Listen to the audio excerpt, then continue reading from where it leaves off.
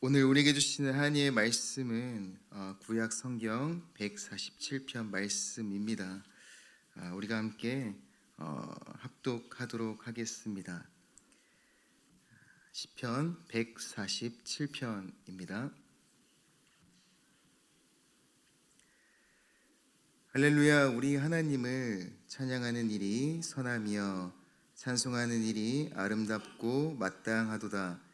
여호와께서 예루살렘을 세우시며 이스라엘에 흩어진 자들을 모으시며 상심한 자들을 고치시며 그들의 상처를 싸매시는도다. 그가 별들의 수요를 세시고 그것들을 다 이름대로 부르시는도다. 우리 주는 위대하시며 능력이 많으시며 그의 지혜가 무궁하시도다. 여호와께서 겸손한 자들은 붙드시고 악인들은 땅에 엎드러뜨리는도다. 감사함으로 여호와께 노래하며 수금으로 하나님께 찬양할지어다. 그가 구름으로 하늘을 덮으시며 땅을 위하여 비를 준비하시며 산에 풀이 자라게 하시며 들짐승과 우는 까마귀 새끼에게 먹을 것을 주시는도다. 여호와는 말에 힘이 세다 하여 기뻐하지 아니하시며 사람의 다리가 억세다 하여 기뻐하지 아니하시고 여호와는 자기를 경외하는 자들과 그의 인자하심을 바라는 자들을 기뻐하시는도다. 예루살렘아 여호와를 찬송할지어다. 시온아 내 하나님을 찬양할지어다. 그가 내 문 빗장을 견고히 하시고 내 가운데에 있는 너의 자녀들에게 복을 주셨으며 내 경내를 편안하게 하시고 아름다운 밀로 너를 배불리시며 그의 명령을 땅에 보내시니 그의 말씀이 속히 달리는도다. 눈을 양털같이 내리시며 서리를 재같이 흩으시며 우박을 떡 부스러기같이 뿌리시나니 누가 능히 그의 추위를 감당하리요. 그의 말씀을 보내사 그것들을 녹이시고 바람을 불게 하신즉 물이 흐르는도다. 그가 그의 말씀을 야곱에게 보이시며 그의 율례와 규례를 이스라엘에게 보이시는도다. 그는 어느 민족에게도 이와 같이 행하지 아니하셨나니 그들은 그의 법도를 알지 못하였도다. 할렐루야. 오늘 묵상 본문인 시편 147편의 이 말씀이 어떤 상황 가운데서 불려졌는지에 대해서 잠시 나누어 보면 시편 147편은 대부분의 말씀을 연구하는 학자들은 바벨론 포로 이후 기원전 6세기에서 5세기 정도에 이 시편이 쓰여졌고 불려졌다라고 보고 있습니다. 그것은 BC 586년 성전과 예루살렘 성전과 그 성벽이 다 허물어졌던 그 황폐한 그 땅을, 그리고 이스라엘 백성들의 삶도 함께 무너졌던 그런 상태였던 것입니다.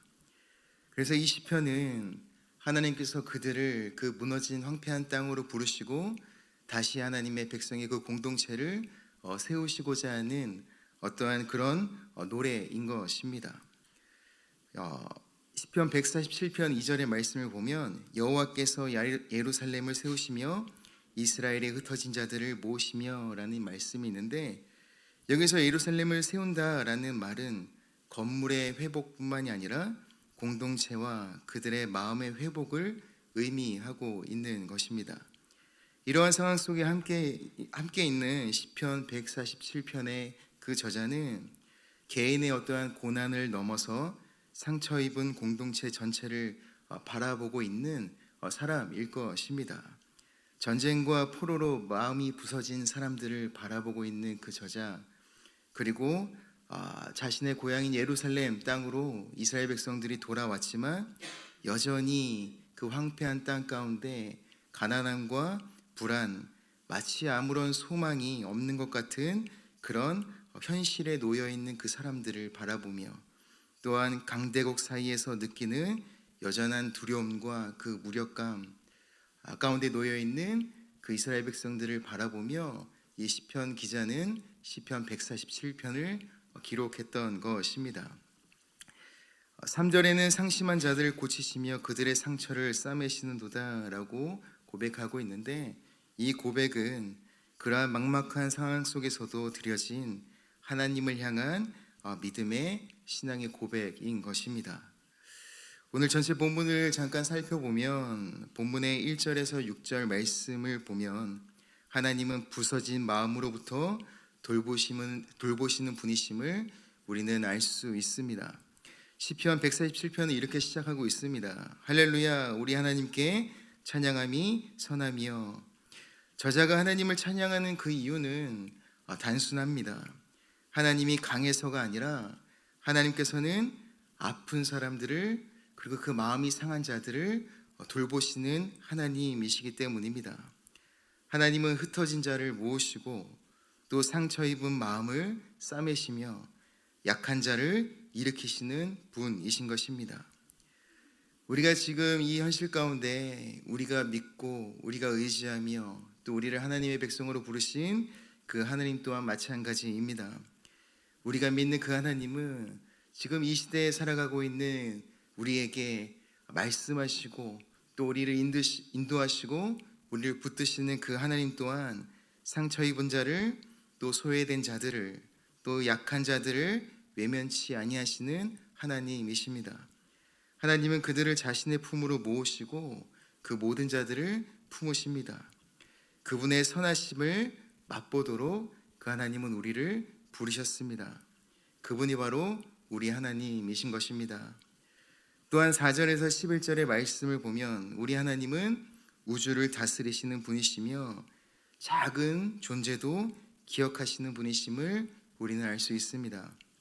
4절에 그가 별들의 수요를 세시고 그것들을 다 이름대로 부르신도다라고 이야기하고 있습니다. 이 당시 고대 사회에는 별은 인간이 숭배하는 대상이었습니다. 그런데 이 시편 기자는 이야기하고 있는 것입니다. 하나님은 그 별들의 수를 세셨고 그들의 이름을 지어 부르셨다라고 이야기하고 있습니다. 이는 그 고대 사회에 이름을 지어 부른다라는 것은 그 이름을 지은 자가 그 이름을 지은 것에 대한 소유를 의미하고 있는 것입니다. 그것은 내게 속한 것이야 라는 그런 의미가 있는 것이죠. 즉 하나님은 그 당시에 인간들이 숭배했던 그 별조차도 하나님께서 창조하셨고 지으셨고 그 별조차 하나님께서 다스리시는 분이라는 것을 이야기하고 있는 것입니다. 동시에 하나님은 가난한 자의 삶에도 관심을 가지시는 분이심을 시편 기자는 이야기하고 있습니다. 하나님이 기뻐하시는 것은 무엇일까? 10절과 11절 말씀을 보면 시편 기자는 이렇게 고백합니다. 여호와는 힘센 말에 힘을 기뻐하지 아니하며 사람의 다리도 기뻐하지 아니하고 자기를 경외하는 자들과 그의 인자하심을 바라는 자들을 기뻐하시는도다. 이는 하나님은 어떠한 힘과 또 속도, 무기, 능력, 전략, 세상적 권력이 아니라 하나님을 신뢰하는 그 마음을 기뻐하신다라는 선언인 것입니다. 즉 온 만물을 지으시고 온 만물을 다스리시고 주관하신 하나님께서 온 우주 가운데 먼지와 같은 작은 존재인 우리를 향한 사랑과 관심을 갖고 계신 분이심을 이야기하고 있는 것입니다. 그분이 바로 또한 우리의 하나님이십니다. 그분은 다른 어떠한 것이 아니라 하나님을 향한 우리의 온전한 마음, 그분을 향한 그 신뢰를 기뻐 받으시는 분이신 것입니다. 그러한 하나님께서 다스리시는 하나님 나라는 서로 더불어 살아가며 돌봄이 작동하는 공동체인 것입니다. 그것이 12절에서부터 20절 본문을 통해서 우리는 알 수 있는데, 오늘 본문의 후반부에는 개인을 넘어 공동체 전체를 바라보고 있는 것입니다. 후반부에 시편 기자가 고백하고 있는 하나님은 성문을 튼튼히 하시고 또한 자녀들에게 복을 주시며 굶주리지 않게 하시는 하나님이라고 표현되고 있습니다. 이는 하나님의 통치가 임한 사회를 보여주고 있는 것입니다. 이 장면은 하나님 나라의 그림을 보여주고 있습니다. 그 하나님 나라는 정의가 회복되고 약자가 보호받으며 말씀이 공동체를 이끄는 그런 세상을 이야기하고 있는 것입니다. 바로 이러한 공동체가 바로 하나님 나라를 반영하고 있는 공동체인 것입니다. 이 부분을 통해 우리가 한 가지 고민해야 될 것은 우리의 공동체가 바로 그러한 하나님 나라를 반영하고 있는 공동체인가? 라는 어떠한 우리는 질문을 스스로에게 던져볼 수 있을 것입니다. 우리 공동체는 불의하지 아니하고 또 어느 누구라도 환대받으며 또 어느 누구라도 안전하게 보호받으며 세상의 가치와 기준이 아니라 하나님의 말씀이 이끄는 공동체인가? 만약에 우리 공동체가 그렇다면 바로 이곳이 하나님 나라인 것입니다. 그리고 어느 누구라도 이곳에서 그 보호와 안전함과 참된 평안과 또 하나님의 그 은혜를 누릴 수 있는 공동체라는 것입니다. 오늘 이 말씀을 통해 우리가 함께 세 가지를 묵상하며 생각해 볼 수 있을 것입니다. 먼저는 하나님은 그저 괜찮은 사람보다 그 마음이 상하고 부서진 사람들을 먼저 부르신다라는 것입니다. 하나님은 마음이 상한 자, 마음의 갈급함과 통해가 있는 그 마음을 가지고 있는 그 사람, 자기의 삶 속에서 그러한 사람들은 하나님을 찾을 수 있을 것입니다.